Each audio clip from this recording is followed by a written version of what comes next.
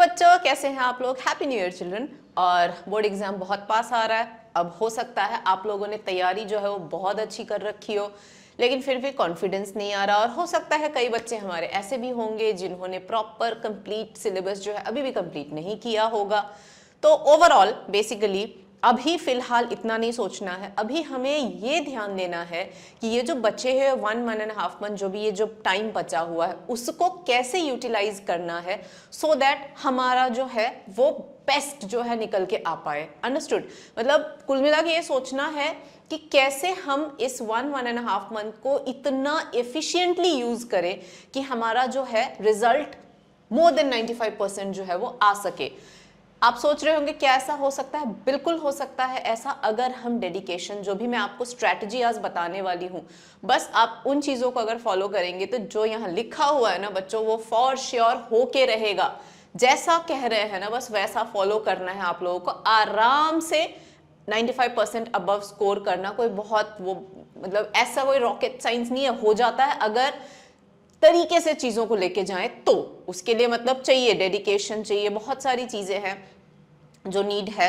तो अगर उन चीजों को तरीके से फॉलो करेंगे ना, फॉर श्योर होगा। इसी के लिए मैं आई हूं, तो आपको समझाने कि अभी भी कुछ नहीं बिगड़ा है। जो भी है हमारा टाइम ना, उस टाइम में चीजें बिल्कुल हो सकती हैं। तो वन बाय वन मैं आपको समझाती हूँ ये कैसे पॉसिबल है कि हम 95% अबव तक का टारगेट ले सके और प्रॉपर उतना हम स्कोर कर सके। तो आइए देखते हैं कि ये कैसे पॉसिबल होगा। Follow me on that. तो सबसे पहले तो है, ये बहुत इंपॉर्टेंट है, that is manage your distractions. Distractions बहुत है। आपको डिस्ट्रैक्शन किसी भी चीज का हो सकता है। सबसे इंपॉर्टेंट डिस्ट्रैक्शंस तो आजकल फोन्स हो गए, सोशल मीडिया हो गई, सारी चीजें हैं। इनको फिलहाल हमें दूर करना है।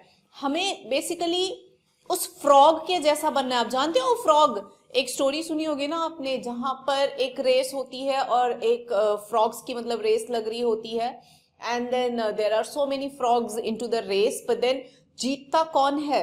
एक। और पता है वो रेस जब चल रहा होता है तो बहुत सारे जो ऑडियंसेस होती हैं वो बहुत उनको डिस्ट्रैक्ट करने की कोशिश करती है। एक उसमें से जो फ्रॉग है वो बिना किसी की बात सुने, मतलब वो बिल्कुल सीधा सीधा चलता जाता है। बाकी जो फ्रॉग्स होते हैं वो आसपास के डिस्ट्रैक्शंस को सुन रहे होते हैं, तो उनके अकॉर्डिंग मतलब वो डिस्ट्रैक्ट हो रहे हैं। अल्टीमेटली रेस वो जीतता है जो डिस्ट्रैक्ट नहीं होता है। बाद में लास्ट में पता चलता है वो फ्रॉग बिल्कुल बहरा था। तो आपको भी ऐसा ही बहरा फ्रॉग बन जाना है फिलहाल, कि कुछ भी डिस्ट्रैक्शन नहीं सुनना है, नहीं समझना है। फिलहाल सिर्फ फोकस एक मेंटेन करना है कि अभी फिलहाल पढ़ाई और उसके अलावा कुछ भी नहीं।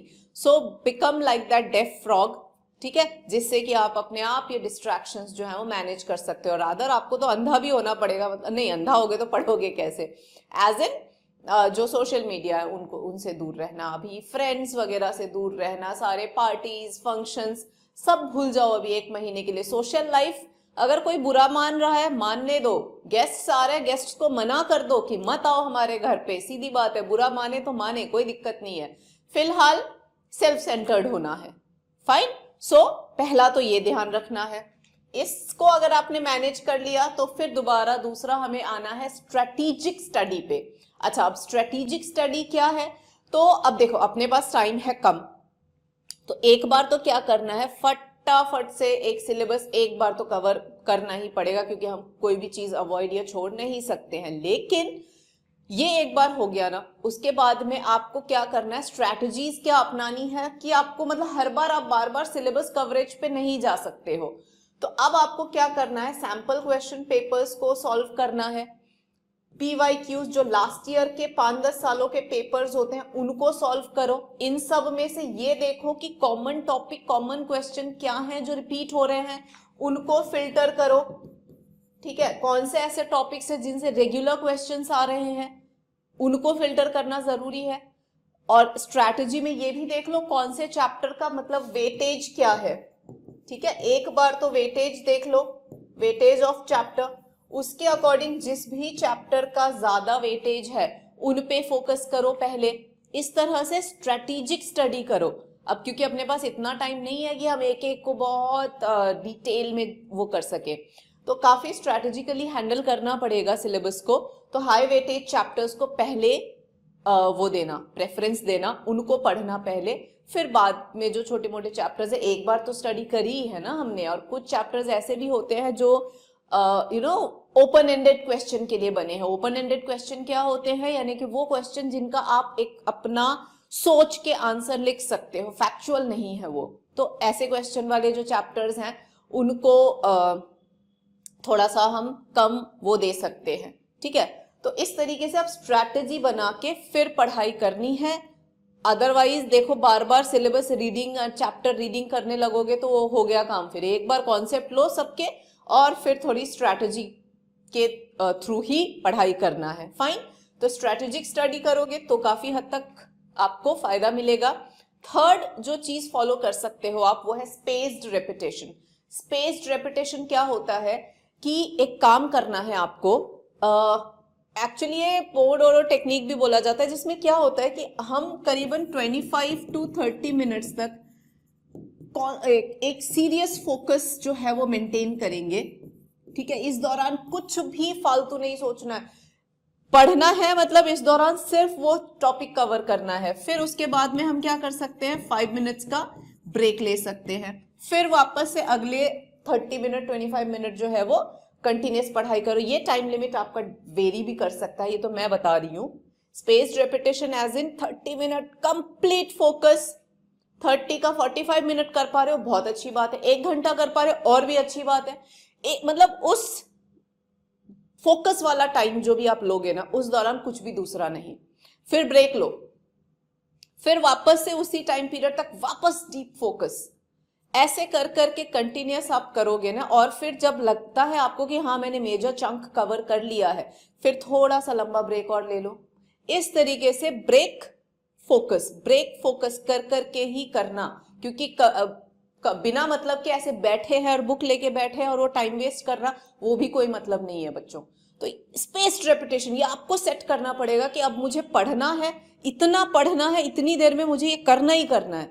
तो ये बहुत हेल्प करेगा कुल मिला के आपको। मतलब आपको टारगेट लेना है, अब ये आपका कितनी देर का जा सकता है ये आप खुद डिसाइड करोगे। मैंने तो 25-30 मेरी तरफ से बताया, क्योंकि मेरा ऐसा है, मैं मतलब आधे घंटे तक कंटिन्यूस फोकस करके एक वो कर सकती हूँ। फिर चाहिए मुझे थोड़ा सा ब्रेक चाहिए होता है, मैं नहीं बैठ पाती कंटिन्यूस 1-1.5 घंटा विथ कंटिन्यूस फोकस। तो ये आपका भी टोटली डिपेंड करेगा, बट ये जरूर करना, इससे बहुत फायदा मिलेगा बच्चों, बहुत ज्यादा फायदा। ये तो बहुत हेल्पफुल टेक्निक रहेगा, ठीक है। So spaced repetition will help you. उसके बाद में डेडलाइन सेट करना, ये भी आपको ही करना पड़ेगा। अब आपके चैप्टर्स कितने हो चुके हैं, कितना रह गया है, कितना पढ़ना है, और अभी अपने पास टाइम कम है, तो आपको डेडलाइन ही सेट करना पड़ेगा। देखो काम जो करना होता है ना, वो कुछ काम जैसे सिलेबस कंप्लीशन, पूरा साल लग जाता है तब जाके सिलेबस कंप्लीट होता है। लेकिन अगर 1 महीना 2 महीना भी दे दिया जाए ना, तो भी सिलेबस कंप्लीट करना ही है। तो वो सब चीजें डेडलाइन से मतलब वेरी करते हैं। डेडलाइन अगर आप सेट करोगे मुझे इतने दिन में करना है, तो आप उतने ही दिन में करोगे। मतलब आप अपने आप फिर तरीके डिवाइस कर लेते हो कि ठीक है मुझे इतना सा टाइम में करना है ये चीज, तो फिर वो कैसे करेंगे, फिर अपने आप वो दिमाग दौड़ने लग जाता है। तो डेडलाइन बनाना बहुत जरूरी है, ठीक है। तो डेडलाइन टाइम टेबल एक सेट कर लो, उसी के अकॉर्डिंग डेडलाइन जब बनाओगे कि हाँ मुझे फिजिक्स के इतने चैप्टर्स इतने दिन में रैप अप करना है, बायो के इतने करने, केमिस्ट्री के इतने, मैथ्स के इतने, तो फिर उस हिसाब से फिर टाइम टेबल सेट करो, वो अपने आप डेडलाइन के अकॉर्डिंग फिर सेट हो जाएगा। तो इंपॉर्टेंट इज डेडलाइन सेट करो। बहुत ज्यादा टाइम है नहीं अपने पास में, तो इस पर्टिकुलर टाइम में किस डेडलाइन पे क्या कंप्लीट करना है ये एक बार सेट करो। आफ्टर सेटिंग द डेडलाइन फिर क्या करो, पढ़ाई हो गई अपनी, अब एक्टिव रिकॉल करो और एक्टिव रिवीजन करो। क्या करो, रिकॉल करो और मेक शॉर्ट नोट्स, बिल्कुल मतलब शॉर्ट नोट्स की आपने क्या क्या पढ़ा, एक एक्टिव रिकॉल या रिवीजन करो, ताकि चीजें, ये क्या है लॉन्ग टर्म लर्निंग में हेल्प करता है। ये वाला जो स्ट्रैटेजी है ये आपको लॉन्ग टर्म लर्निंग में हेल्प करेगा, मतलब चीजें हमेशा के लिए याद रह जाएंगी। तो पढ़ाई कर ली, डेडलाइन सेट करके रेपिटेशन से हमने चीजों को अंदर ले लिया। अब क्या करेंगे, हम एक्टिव रिकॉल जब करेंगे चीजों को और रिकॉल कर करके नोट्स बनाएंगे, वो चीज ना वो लंबे समय तक याद रहेगा बच्चों। तो ये कोशिश करो, जितना आप ये नोट मेकिंग करके लर्न करने की कोशिश करोगे ना, उतना जो है वो चीजें याद रहेंगी। सो जो भी पढ़ा उसका active recall and revision is also very important. तो अगर आपने ये सारी जो मैंने टिप्स बताए हैं, ये सारा जो मास्टर प्लान बताया है, ये अगर फॉलो कर लोगे ना, तो आपको देखो 95% अबव स्कोर करने से कोई नहीं रोक सकता। इन चीजों को बस फॉलो करना है and then you will be thorough and through. समझे बच्चों? तो इन स्ट्रैटेजीज के साथ मैं आज का वीडियो यही एंड करती हूँ। मिलती हूँ अगली वीडियो में, जहां कुछ और टिप्स एंड ट्रिक्स लेके मैं आऊंगी। तब तक के लिए जुड़े रहिए हमारे साथ। Thank you.